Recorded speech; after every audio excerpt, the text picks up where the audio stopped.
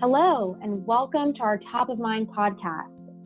In this program, we will sit down with a higher education technology thought leader and discuss the innovative projects they are working on now and into the future. I'm your host, Caitlin Elkani, Vice President of Client Services and Cybersecurity Research at the Tambellini Group. I'm joined today by Jim Creta, the Chief Information Officer at Brandeis University. Over the next few minutes, we are going to hear Jim's thoughts on change management. Let's get started. Welcome to the program, Jim. Thank you, Caitlin. I'm very happy to be here. Well, we're excited you could join us today. Thank you for the introduction. Maybe I should take a moment and give a quick background about myself. Once again, my name is Jim Creta. I'm the Chief Information Officer at Brandeis University. I've actually been at Brandeis University for 16 and a half years, not as the Chief Information Officer. Prior to that, I was the Executive Director for Technology for the International Business School at Brandeis, which in some ways was a Chief Information Officer job. I didn't report into the CIO, I reported into the Dean of the Business School. So we had our own operations going on. I used to call it an IT light department because we did almost everything that the larger department did, but we did it in a scaled down, more of a white glove service type of operation. I'm excited to be here. I have built departments over the years, and change has been really something that's been a big part of my career, and working at Brandeis has afforded me a lot of opportunity to enact change, and it's a really difficult task, and I'm excited to talk more about it.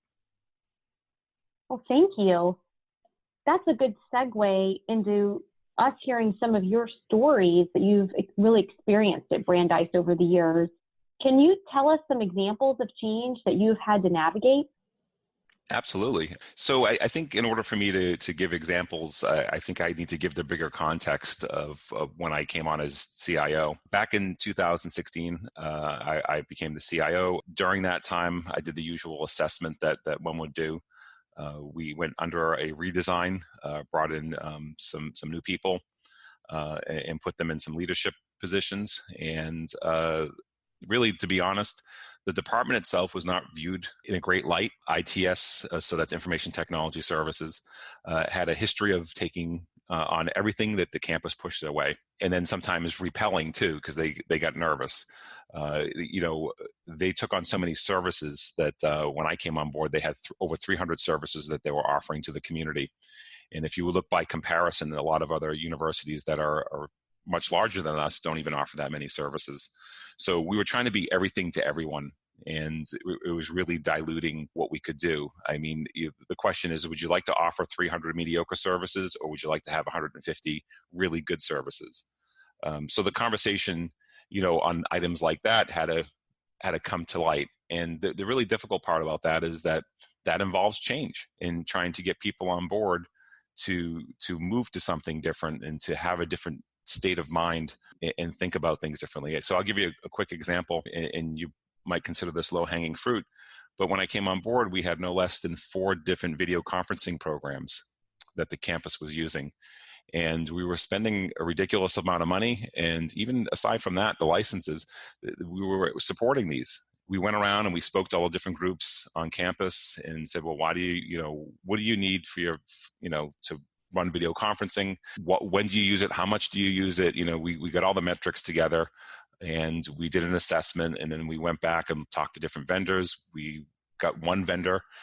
We showcased it to a bunch of people on campus, and we decided to go with just one. And it went over really quite well. We got down to one of them. We support it very well. It's that whole idea of offering. We can offer you 4, video conferencing services,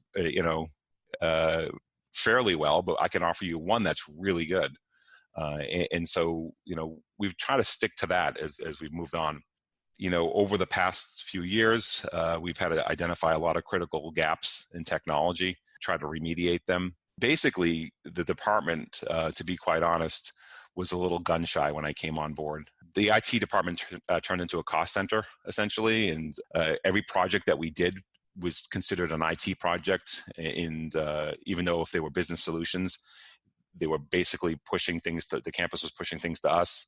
And what was happening is that we were telling people what we thought they needed. And that's a really dangerous proposition when you're working in technology.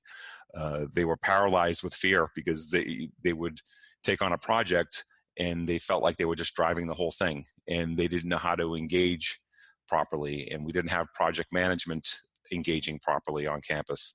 So there was really a lot of different areas that we needed to address, and it really was difficult for the campus to get to that point.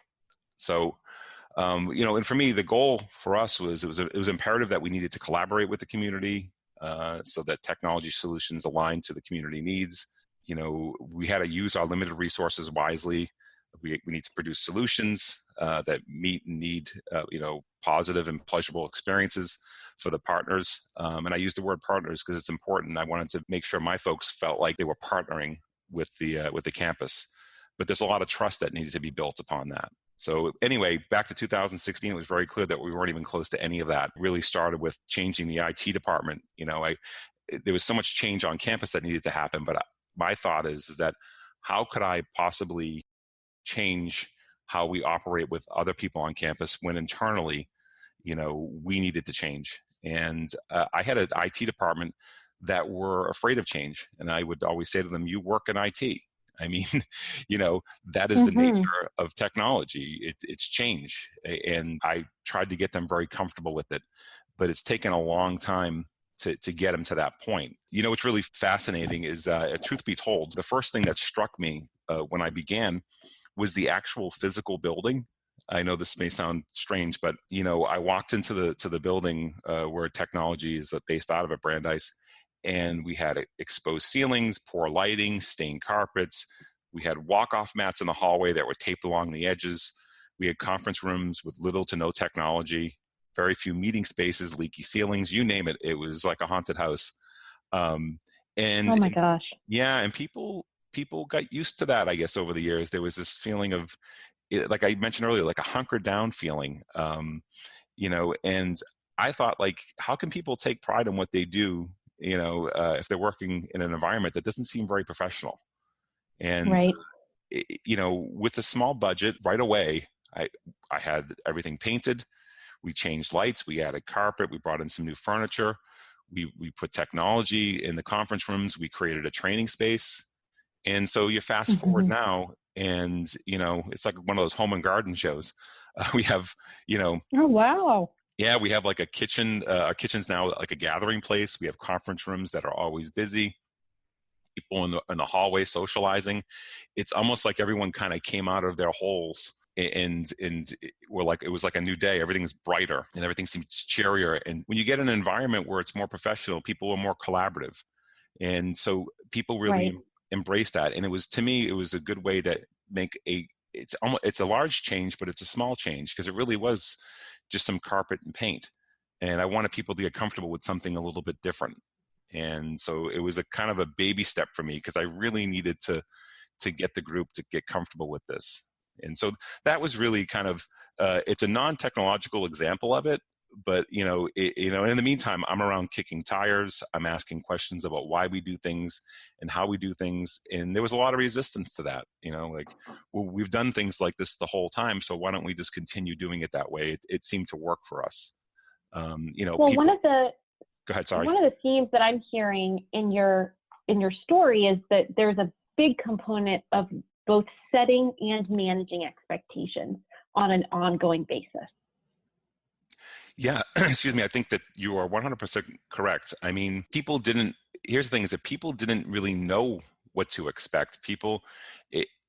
They thought, so I think this is a good example of this. When I came on board, people almost within the first 2 months, people were saying to me, we need a strategic plan. And, the context of that is that we had a brand new president come on board within the same month that I came on board.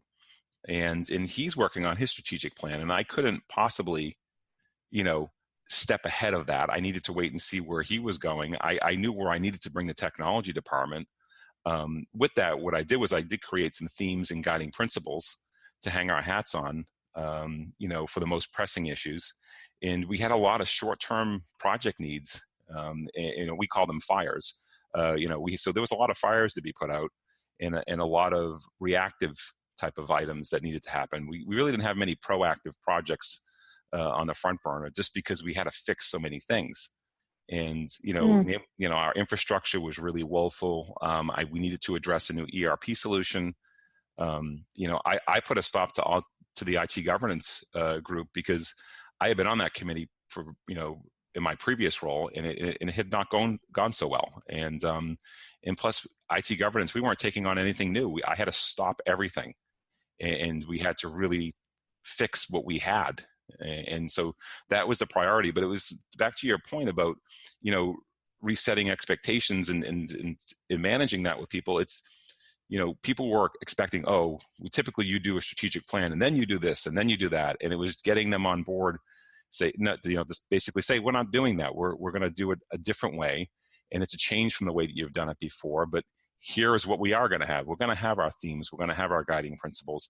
We're going to work towards putting out the fires. And then we can look forward and be more proactive, and fast forward right now, I won't get too far into it, but we are in the midst of rolling out a strategic plan.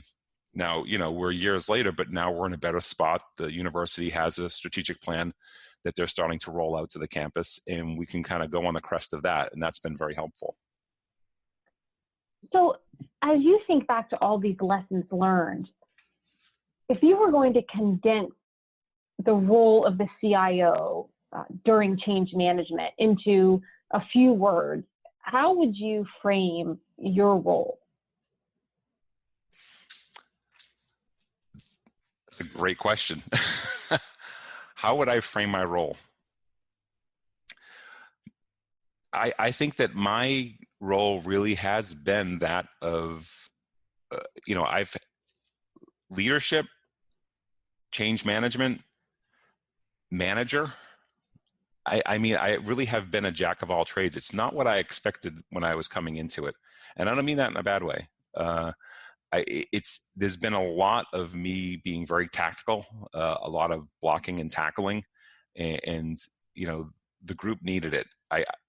I look at it as, we have a house here. It seems like it's an old home that has been kind of neglected, and I don't mean that in the sense of the people. I mean it in the sense of there haven't been some investments in critical areas like they should have been. And, it took years for the house to become a little bit worn down, and it's going to take time to build it back up again. So in some ways, I liken myself to a carpenter, just slowly, working on room by room to make sure things are working well. But I'm also not interested in I said carpenter, and I didn't say that I'm an architect, because, the campus is the architect, the business units are the architect. I'm building the rooms for them. I'm not building the rooms for us. And we need to be able to change that perception on campus. That's the biggest thing for me. The biggest thing that I've had to focus on is changing that perception of that we're a different role than what you think we are. One of the things you also mentioned earlier on was project management. What role do you think the project managers that you already have in the IT department play in the change management process? They're enormously important. So when I came on, we actually had a project management, we call it project services office. I still have a hard time getting used to that. They played a role where people would come and they need help with things, and we would help them out. We weren't, the role that they were playing was not that of a partner, but of someone who was just keeping track and pushing things along, which is part of what a project manager does. But it's not entirely what they should be doing. It's getting out there and having these conversations and understanding their needs, and actually poking at what their needs are, and looking at maybe current solutions that we already have on campus, in reusing solutions, and then also looking for opportunities for the campus to collaborate. So if I have a project manager that's meeting with the business school, they should go down there and sit down and have a discussion about what the needs are, and then do a needs assessment, and then look across campus to see if anyone else has a similar need or if someone else is already doing it.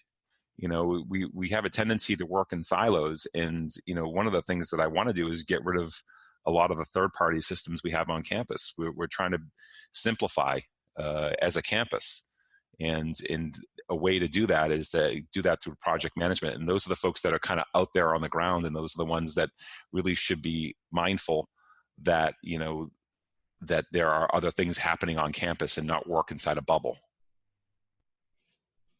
This is making me think back to your analogy of being a carpenter, of having to put all these pieces together and really think creatively about working with the tools that you have to make everything really work. And even this project management piece, it sounds like you had to work with the team to be more collaborative, work more creatively, and communicate differently with the groups on campus. So that's challenging to get people to rethink through their processes. What are some of your most challenging experiences when you think back on going through all this change? What have some of those most challenging experiences been, and how did you handle them? Yeah, I think that one of the most challenging experiences that I had was working through an ERP change. As soon as I came on board, it was critical that we moved on from our current ERP solution, and there were multiple reasons why. One of which was security reasons. We have a system that it's not been updated. We do patches, but we do it through a third party, and we also have over 3,000 customizations, and we also have some pretty rough business processes, and that actually has been quite difficult, to get them to basically get them to move on to thinking about different business processes. And so when I took this on, there's a really I'm fighting against history, and in higher education is not really known for their ability to change. And an ERP implementation is an enormous change for the campus. It affects everyone. I often, going back to the house analogy, but a little bit different, I would say in leadership meetings to people, like, listen, this is such a heavy lift for the whole campus, and it's also going to affect everybody. Like, we just put up a new building on campus, and it's beautiful, and I think it's wonderful. But the fact is that it's a student dormitory, and really not even half of the campus is ever going to walk in there. You're not going to have any business in that building to spend any time in there. We're building a building, which is, Workday, a new ERP system that everyone's going to have to go into. And that building is going to affect all of us. And, that's critical that the campus gets on board with that, because that is their building. That is not IT's building. We're building it to spec. We're not the architects. We're simply the hands that are putting it together. And this is a great quote, and I don't know who to attribute it to, and I'm paraphrasing, but it goes something along the lines that, overhead projectors were in bowling alleys 50 years before they made their way into classrooms. Meaning that, higher education or education is not really known for innovation and change. And we're when you're fighting up against that makes it very difficult. And that was really the most difficult part. I mean, for me, if you were to ask me, and we're in the midst of the Workday implementation for HR and finance, but the most difficult part up to this point for me has not really been the technology part of it. It's been the people part of it. It's been the change. You've got over 60 people on our campus, in our particular case, that are working on this solution. I don't manage all those 60 people. They work in different departments, and they have day jobs, and we're asking them to essentially moonlight and come up with business processes and, operations, and how, we want them to test things. We want them to show up to meetings, day after day. And then, hey, by the way, go back to your desk and do your job. And that's right. That's a really hard proposition. I mean, that's a lot to ask of people. and it's really difficult to manage from, and it requires a lot of patience and it requires a lot of planning, but life happens for these departments, and you have to kind of just roll with it. That's really been, for me, the most difficult piece of change, because my group internally has slowly gotten used to the change part of it. Now it's the getting the campus. We're gearing up to go live, and how is the campus going to react to that? It is a much better solution than we currently have, but sometimes the better solution isn't what people think they want or need, and how do you relay that? How do you communicate that? And that's going to be it's a challenge we're facing right now, but it's a challenge that we're going to be facing over the next several months. Now that you've really gone through a lot of different changes and looking at this ERP implementation, do you recommend hiring a third party for change management? Well, for what we did when we started the ERP, this is how my experience with the ERP implementation. We hired a third party to come in and do change management for us, because we identified, I had a lot of conversations with other CIOs prior to us starting our implementation, and the phrase change management came up every single time, and a lot of other schools didn't account for that right away. And I must say that we actually we spoke to different firms, and then I said, I want a rock star change manager. I want somebody who's going to really come in here and help us out. And we did. We brought a firm on board to help us out.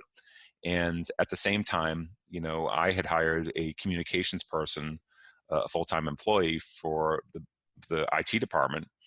And, we worked through knowledge transfer to that person. And then it became clear to me that just a communications person wasn't going to do it. We had someone leave, and then I rejiggered the role, and we created a change manager role, a full-time role. And so that person's been on board for several months, and it really, you can feel the difference. We did some knowledge transfer from the third party that came on board, and that was really helpful. And we've moved on since then to just using our person internally. But I thought it was really critical for us to have somebody on board. And if you don't have somebody that's a full-time employee, I think a third party is a really great idea. They also give you perspective too. If you get somebody that's not been in the organization for a long time, sometimes someone coming in and doing interviews and having discussions and understanding the culture from the outside in can give you a kind of a breath of fresh air. And so that was extremely helpful. So they set us up nicely, I thought, with a really nice plan, nice change plan for the campus. And it's one of the things that I feel really good about. It's one of the things that I think that we've done quite well when it comes to the Workday implementation. Our change management plans are pretty solid. So it sounds like you've really decided to fund change management as an ongoing priority within IT. Yes, I place a high premium on communication, and I think that's a big part of change management. As I evolved into the position, it became very clear to me. So I place a huge premium on that, and I would really highly recommend anyone else, any other CIO that's listening to this, to really consider that. Jim, this has been a great conversation, and I really appreciate all of your thoughts today and your stories. Are there any last ideas that you would like to leave with our listeners? Yeah, I think there's maybe a couple. One of the things that I tried to get my group comfortable with was the word marketing. And it's something that really scared the heck out of all of them. It's unfamiliar territory for a technologist. Marketing what we do, how we do it, letting the community know that we offer certain services, and letting them know that we can help them out, and I say the word marketing, and it still makes them all nervous when I say it. It's an opportunity for them to say, hey, look over here, look what we do. We often do a lot of really cool things for the campus, and can offer a lot of different services, but how are they supposed to know if we don't actually go out and market ourselves as such? You got to make the effort. and you really have to bring your staff along, because look, at IT has changed, and in the way that we interact with the business units has changed over the past 2 years, 5 years, 10 years. It keeps on going further and further to integration to business. And I think that we really need to start getting used to that and getting our staff comfortable with that, because it really is imperative that we are out there and that our folks feel comfortable being out there and meeting with folks. I mean, gone are the days of the ornery tech person pounding the keys to their desk. They're going to be involved with partnering with the community more and more. And that's just that's just the nature of the beast. So I think the more we get comfortable with that change, whether, it be marketing, IT, or working with different departments on campus, or partnering with people, the better we are as CIOs, and better we are as IT departments. Thank you for participating today, Jim. This has been a great conversation, and we look forward to continuing to learn from you and what you've done at Brandeis with change management. So thank you again, and this is the end of our Top of Mind podcast.